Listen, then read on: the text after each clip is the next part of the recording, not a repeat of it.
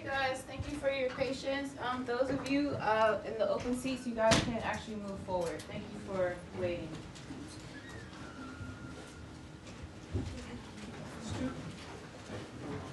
Yeah, you guys can, yeah. Okay, I've never seen you next time. Sorry. How are you? Good. Okay, just a few more minutes. Just waiting for you guys to get settled. Yeah. Thank you.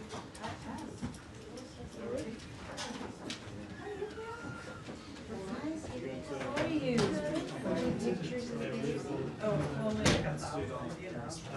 Here's her last name. Yeah. Yeah. She's so happy. She's just like Hi. Here's her last name. She's so jealous. Yeah. Just started on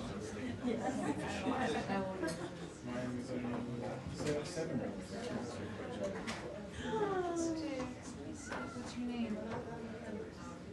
She's chunky cool too.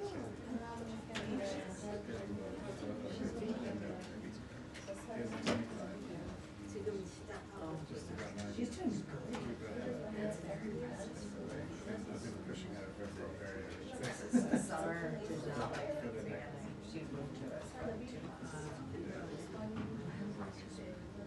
The older one is 18 months. You're in it. So they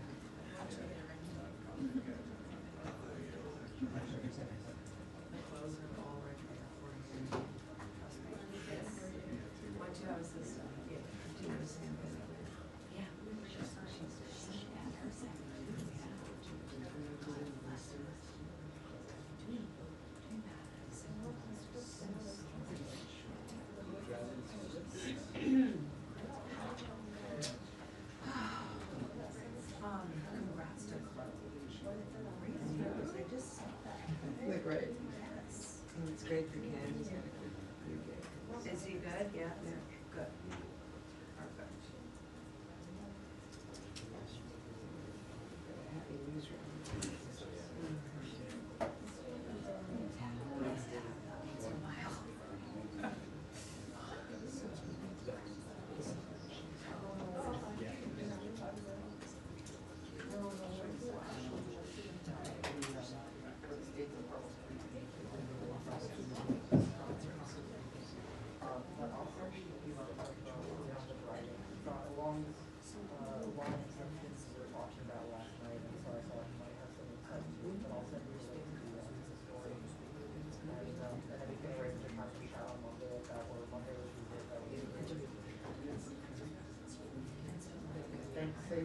Safe travel.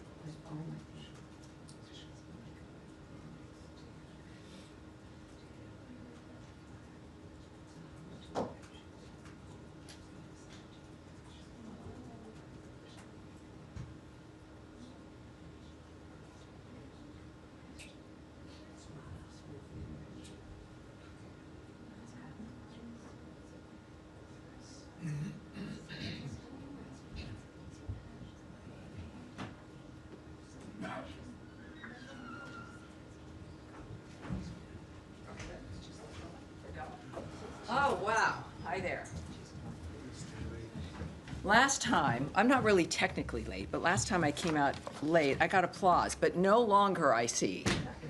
All righty. Do we prefer not to have movement up this close? Is there a way we can maybe move back a little bit? That would be terrific. Thank you, gentlemen. I did want to grab this coming along here, if you want to know what our reading material is here. To walk the earth in safety, conventional weapons destruction. So that's a good thing to wanting to be doing, especially with the conversations today. Welcome aboard. Thank you, everyone, for joining us. I appreciate it. Let me get this. Of course, have an announcement here at the top. Let's start, shall we? Again, thank you all very much. As people around the world head to the Vatican to pay their respects to the Pope, of course, I, on behalf of the State Department, want to take another moment to convey our deepest condolences following the passage of His Holiness Pope Francis. Secretary Rubio is united in prayer with Catholics worldwide during this period of transition for the Catholic Church. We join Catholics around the globe in mourning his passing and giving thanks for his life and service. Now, on to the terrorist attacks in Pahalgam. As President Trump and Secretary Rubio have made clear, the United States stands with India, strongly condemns all acts of terrorism. We pray for the lives of those lost and for the recovery of the injured, and call for the perpetrators of this heinous act to be brought to justice. Next, an important issue that is not receiving enough coverage. The Trump administration's America First border security strategy is delivering real results. As Secretary Rubio has noted, we are now seeing the most secure border we've had. In March 2025, illegal crossings at the southwest border dropped by 94% compared to March of last year. Likewise, in the Darien, a key transit point for those intending to illegally immigrate to the United States, crossings fell by an extraordinary 99.5% over the same period. Those results reflect sound policy and strong leadership, the leadership of President Trump. He has implemented a policy that has combined strong U.S. enforcement, strategic communication with the regional partners, and clear deterrence. In fact, Panama reported that just last month, encounters of illegal aliens returning south were 10 times higher than those heading north. We continue to urge governments across the region to strengthen border security, accept their deported nationals, and invest in the stability and prosperity of their own communities. Together, we can end illegal immigration and build a regional framework that prioritizes sovereignty, security, and opportunity. Finally, President Trump and Secretary Rubio answered questions on the Russia-Ukraine war a few minutes ago, of course, in the Oval Office. As Secretary Rubio said, this war is endable.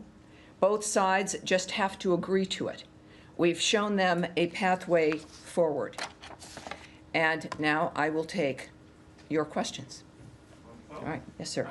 Just to come back to the attack in Kashmir that you mentioned. All right. So we'll stick with one thing we're going to try to do today is stick with topics. Themes. I'm not very good at that, but we're going to try it again today. So we'll start with Kashmir. So, yes, sir. Since you started with that as well. Certainly. Since that attack, India has blamed Pakistan for being, for having some connection to the attackers. I wonder, does the US have sort of more reaction to that? Do you see Pakistan as potentially being behind this, and are you playing any role in diplomacy to try and cool tensions between the two countries? Well, I put it in the topper, obviously, because it was a horrible situation. But at the same time, that's basically going to be the extent of the comments at this point. What I can tell you is, of course, as we all know, it's a rapidly changing situation. And we are monitoring it closely, as you might imagine. We, of course, are not now taking a position on the status of Kashmir or of Jammu either. So that's really going to be the extent of what I can say today. So if we'd like to, again, we'll start again here now also with Andrea Mitchell, perhaps about Ukraine, Russia. Is that where you're going? Yes, let's do that. Follow But we're going to move to Ukraine, Russia, because there's nothing else I can say about the situation. Yes. I want to raise the question of Crimea because the U.S. position, as was outlined by Vice President Vance, indicates that the U.S. proposal does indicate that Russia would retain sovereignty over Crimea and other territories. It was just a few years ago that former Senator Rubio co-sponsored legislation that would prevent Russia from ever having sovereignty over Crimea because of its origins. Can you explain what has changed that has made the Secretary think that this is a balanced offer and a proposal that Mr. Zelensky and Ukraine should accept? I've said before, I'll say again, even to you, that we can't negotiate this. It's certainly not going to be negotiated in this room. Now it's on the record from the Vice President when in India he... Well, he's the Vice President and making a statement. It's not my job, nor will I parse his words or assign a meaning to them. What I do know, as I think as we all know, negotiations continue. There's a conversation that continues. That was the impression I was left with the conversation out of the Oval Office, is that both President Trump and Secretary Rubio were there. They engaged and answered questions about what's coming forward, what's possible. The President indicated he still thinks peace is possible. The Secretary has added, though, that if this is going to end, it's really going to take the two parties to make that decision. They're going to have to make that decision. Can I ask, what I would say about Crimea is what President Trump has said. I'm sure you saw that Truth Social post. And I'll read a little bit of that. We can have that in the record. President Trump on Truth Social noted, Ukrainian President Zelensky is boasting on the front page of the Wall Street Journal that Ukraine will not legally recognize the occupation of Crimea. There's nothing to talk about here, end quote. The statement is very harmful to the peace negotiations with Russia in that Crimea was lost years ago under the auspices of President Obama and is not even a point of discussion. Now, his message continues, but that was the general point about Crimea from the president himself. And were you going to follow up on something else after that? Well, just generally, the issue of Crimea and of territory that is now controlled by Russia. Mm-hmm. Does the Secretary believe that a balanced proposal would have Russia also making some concessions? The Secretary's made statements actually recently in an interview, and I'll read some of those comments. I think he has also said, though, that there's going to have to be concessions on both sides. He's made that clear. We also know that the details of those concessions were not going to be discussed or agreed upon until there was a ceasefire. And that dynamic still exists. But the Secretary's been clear from the start that there would be concessions from both sides in this regard. He has also said, I remain hopeful that we can get something done because this is a terrible war and it needs to end. He also says that there is no military solution to this war. Russia is not just going to roll over Ukraine and take the whole country, and Ukraine's not going to push them all the way back to where they were before 2014. He says we have a better understanding of the Russians' position now because we've actually spoken to them after 3 years of not speaking to them. And at some point we determined that we're just too far apart and I should say, if at some point we determine that we're just too far apart and not enough movement is happening, we may need to move on to other priorities because there's a lot of important things happening in the world. Lastly, ultimately, it's not up to us. It's up to Russia and it's up to Ukraine. They have to make the decision that they're willing to move closer to one another, and we need to see progress. Well, indulge me just a moment. If it's up to Russia and it's up to Ukraine, how does the Secretary feel about the fact that it's been, according to the calendar and Zelensky, 44 days since Ukraine accepted the U.S. proposal for a third ceasefire? Of course. And Russia last night bombed Kyiv with, so far, the death count was 12 people. Yes, the president messaged, again, on Truth Social. He was not happy with that. There has been a number of comments from both men. And of course, that action the president was not happy with. So, you know, we're at a point here, and when I think it's important to also note that when Secretary Rubio's noted, you know, we can't keep doing this, what he's specifically referring to is flying in a moment of notice to another part of the globe to talk with people, to have meetings, perhaps about meetings. It's not that we're walking away from the desiring peace or wanting to assist with peace as it's developed, but the process with which we've engaged in this for 100 days would have to be adjusted, because our front is global. That front is that front. There is Europe. And it's just a matter of not certainly abandoning anything, but not doing things the way that we have been doing them. All right. Thank you, Andrew. Yes, Nadia? Thank you. Also still on Ukraine and Russia. I'm just going to ask a quick question on Iran. No, we'll do that after we finish with Ukraine, Russia. Yes, sir. Thanks so much. Two questions to follow up on Andrea's question. Yes. Is the Crimea Declaration announced by the Trump administration in 2018, is it still valid? You would have to ask the White House that. Talk to the White House, talk to President Trump. This was actually this building. It was announced by but it's the Trump administration, the last Trump administration. You'll need to talk to the Trump White House. Sure, yes, sir. Next. Second question. Secretary, as you mentioned, said that the war is endable. Just to clarify, the criticism of this approach is that you seem to have been asking a lot of Ukraine and a little of Russia. What will be your response to that criticism? Well, that's, I think, likely very unfair. These are the world's best diplomats.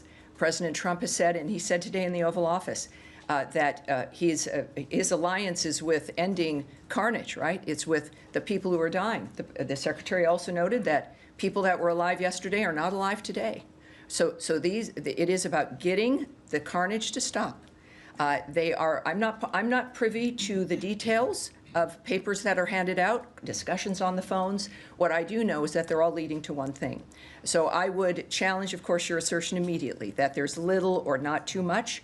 These are going to be decisions by leaders, what's best for their nations, what's best, of course, for us. What we're thinking about is what's best for humanity. And it's the thing that's going to matter is the end result and what that looks like, which will be enough for everyone. All right. Next. Yes, Shannon. Thank you, Tammy. After the latest round of talks in London, Ukrainian officials say they submitted their own counter-proposal to the U.S. plan.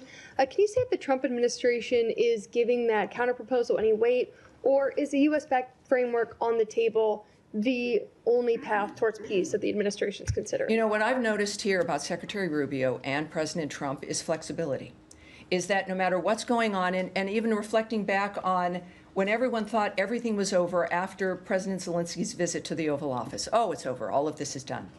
And it wasn't. And it isn't. Because this is about human beings having conversations, negotiating, literally existential issues where their decisions make a difference of who's alive the next day. It is, I'm just on the periphery of watching these men and women work on this. So without knowing the details or speaking to the specifics of what you're asking, I can tell you that it is the commitment, is the end point is what they're committed to, and willing to do what it takes to get to that end point.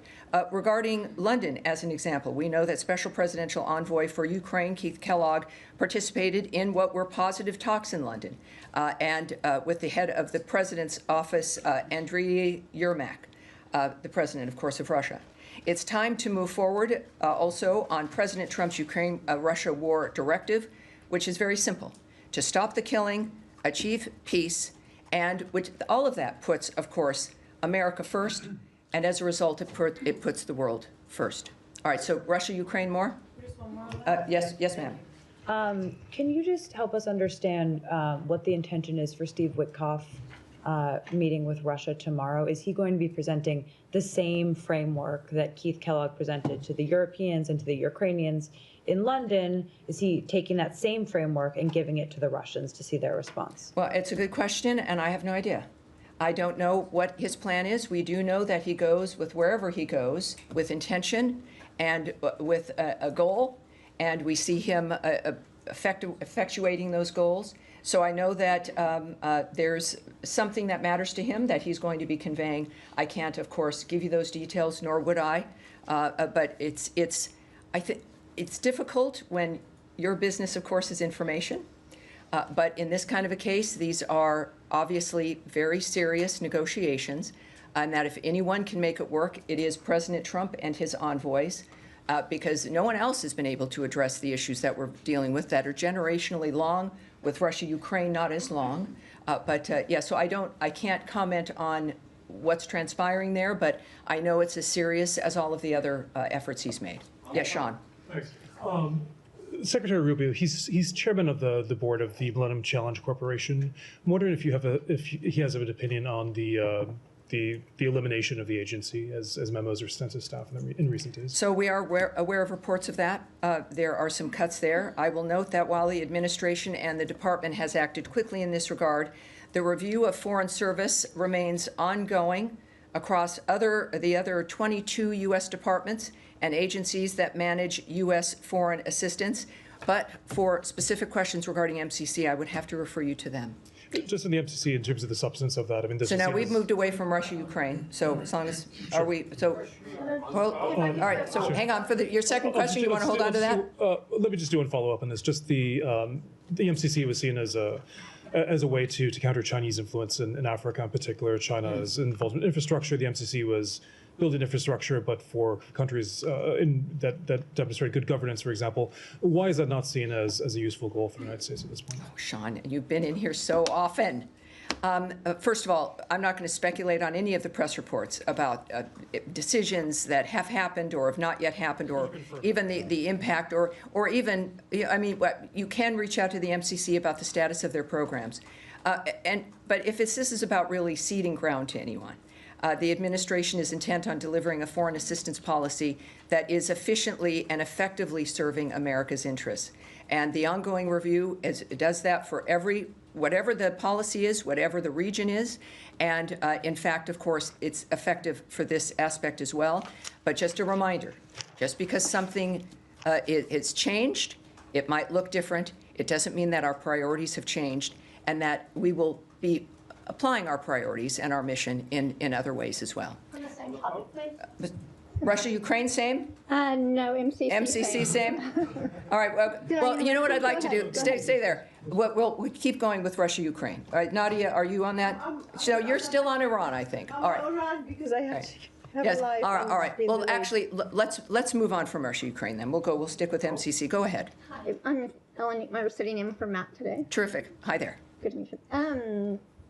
On MCC, as chairman of the board of the MCC, was Secretary Rubio aware of and does he approve of what DOJ has done at MCC this week? The staff members and supporters say that all the contracts have been ordered terminated. And as chairman of the board, is he going to approve the termination of all the contracts? I know that Secretary Rubio has been involved in the steps regarding all of the foreign aid review.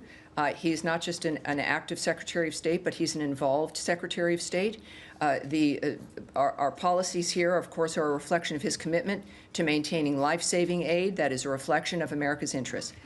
So while I can't speak directly to each individual decision, and I would not, the fact of the matter is, again, this is a decision that was made based on those values and the application of them that President Trump has advised and his vision has directed, and of course that Secretary Rubio also approves of and has also applied. I would argue that this is a DOJ dynamic. I think, as we mentioned on Tuesday, as we talked about the restructuring of the State Department, that the American people voted in President Trump to make changes. We've, of course, know that the budget of the United States, the debt, the way it operates is unsustainable. And so the State Department and other departments are also changing. But that dynamic is now, it sits with the secretaries. It sits with the heads of the departments of the country. So when we think about the changes that will continue to be made here at State, whether it's a large reorganization or if it's a bureau that's affected, those are decisions that are made by people in the State Department that is overseen, of course, by Secretary Rubio. And it reflects the values and the intention that's been described for the last 100 days from this podium and by the Secretary himself. All right. Yeah, yes, sir. Thank you. I wanted to move on to Gaza if I can. Oh, can I just go on Iran? All right. Well, it's up. Nadia's been waiting. We'll start with Iran, and of course, we will definitely come to Gaza as well. All right, Nadia, now to Iran. Two questions. The Iranians indicating that they want an interim agreement and not a comprehensive agreement. Is this something that you would entertain, or do you think that it is feasible in the next round of negotiation? And second, also they said that the U.S. seems to be in agreement of keeping some kind of a nuclear facilities for peaceful use. And is this also something that you endorse, or do you think that Iran should not have at all any kind of nuclear material that could have been developed, whether it's for peaceful or military use? Well, there's been a very bright line about what's acceptable and what's not acceptable. Not acceptable is having a nuclear weapon. That is the one bright line that has been feeding all of the activity. I can give you an update on, the ongoing talks, might give you a gauge here. The next round of talks are taking place on, we have a team, I guess it's the IAEA's plan is to send a team to Iran this week. The next round of talks will take place in Oman on Saturday and will be the first meeting of technical teams. We can also tell you that the Director of Policy Planning, Michael Anton, will in fact be heading the technical delegation. And yes, Special Envoy Witkoff also will be present. Obviously, I will not, and you know, that I will not discuss the details of any proposals, real or non-existent, discussions, negotiations, what one party says versus another. What I found, and I know it just sounds like rhetoric, but it's true, is that these are very detailed, person-to-person conversations about issues that affect millions of lives, and the things that get talked about on TV by people or pundits, of which I love pundits, I was one. It does not help or really shed any great light on the nature of what's going on, but what it can do sometimes is frighten people and put people in an even more heartbreaking, suffering situation. So I understand that, and that's why I'm reticent, because also there's other countries and people involved, and there's something it's important to not say things that can be misinterpreted. And we are determined to not do that, considering what's happening around the world. But what we do know is clear, and we've been, I think, as transparent as possible. Talks are ongoing. As a matter of fact, they continue to be positive and constructive, I can tell you. So we've made good progress, and we have a long way to go. And so these things go on. As we've seen, sometimes they can change. But that's as much as I can give you. Yeah, so Iran, yes, sir. Thanks, Tammy. Can we just ask, how was Anton chosen for this role leading the technical side of the talks? My understanding is that he doesn't have a technical background in nuclear science and stuff. Is there going to be someone else advising him, and could you name that person? I will not go into the details of the rest of the delegation, but he's there because he should be there. Iran, follow up? All right, Iran? Yes, sir, of course. Saeed. To the point that actually Nadia raised, yesterday Secretary Rubio told Barry Weiss that the U.S. is open and accepting of an Iran peaceful program, considering that it is a member of the Non-Proliferation Treaty. But the position of the Israeli Prime Minister, Benjamin Netanyahu, is that the total destruction of all nuclear-related facilities, peaceful and otherwise, a la what happened in Libya in the old days. So do you see that this is evolving into some sort of a gap between the position of the United States and Israel? Yeah, first of all, I reject your general premise. Again, what we can discuss are things that are projected upon regarding the notion of some remarks that the Secretary may or may not make.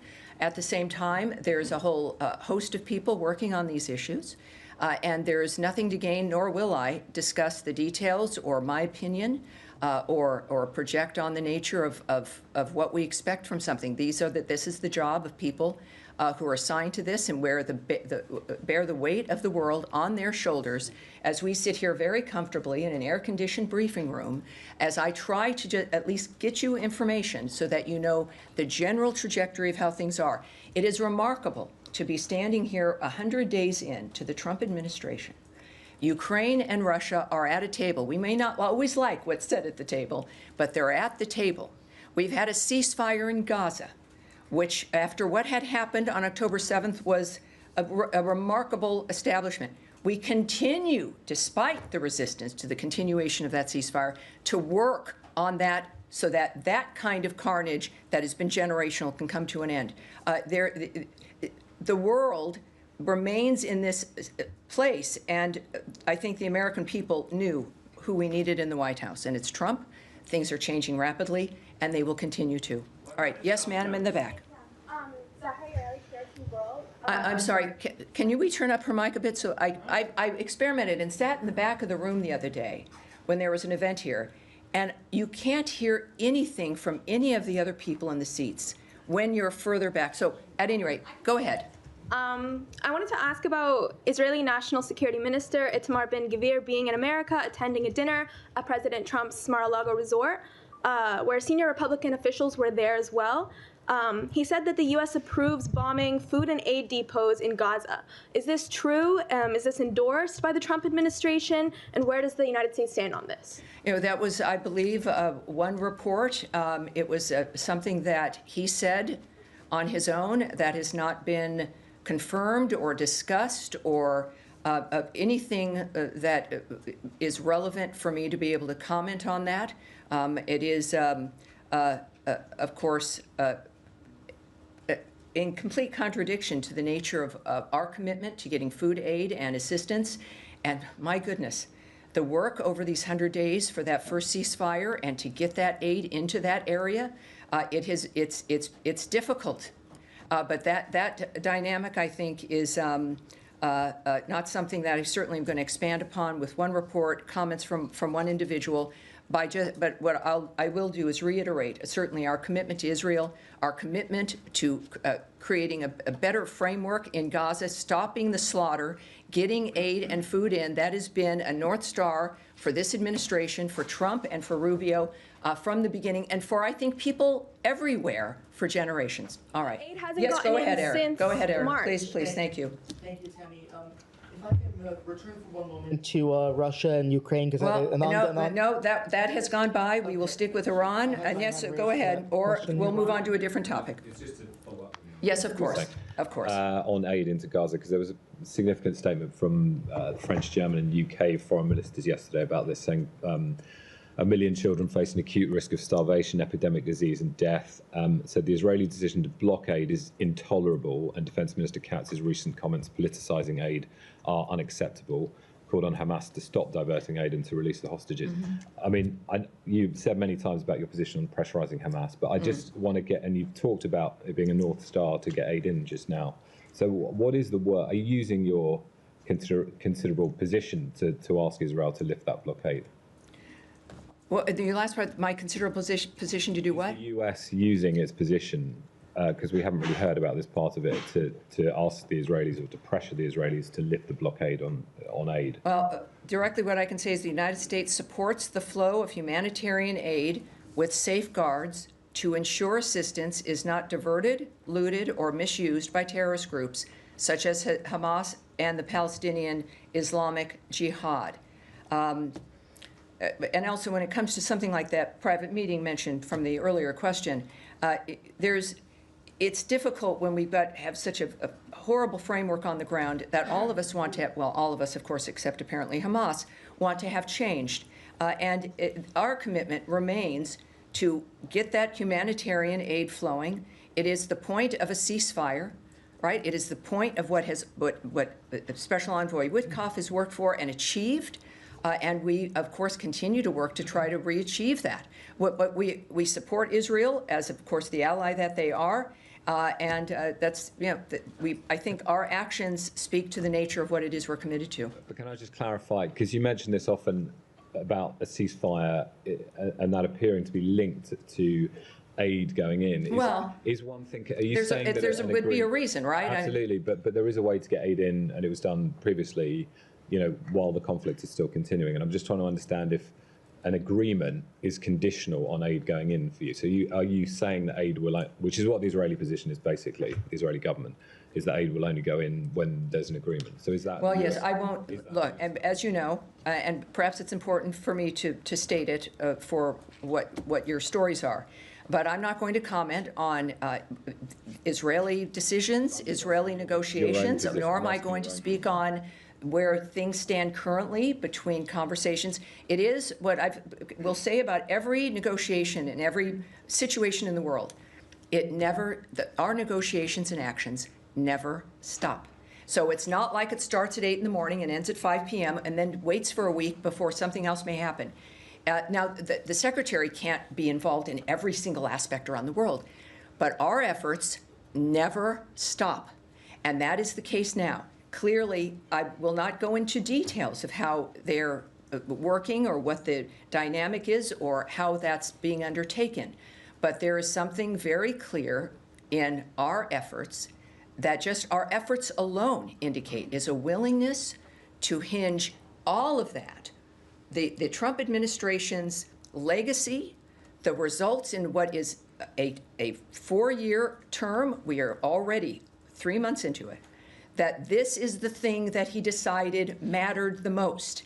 And that is something that is going to continue to be the case in one fashion or another. I mean, clearly, we're doing many things around the world.